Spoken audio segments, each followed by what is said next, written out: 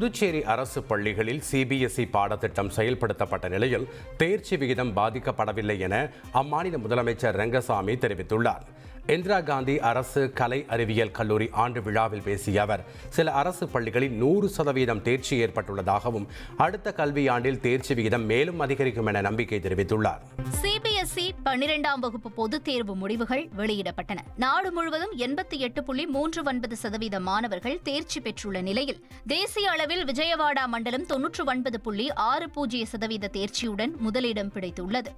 சென்னை மண்டலம் 97.39% தேர்ச்சியுடன் 3ஆம் இடம் பிடித்துள்ளது. மாணவர்களை விட மாணவிகள் 5.94% அதிகம் தேர்ச்சி பெற்றுள்ளனர்.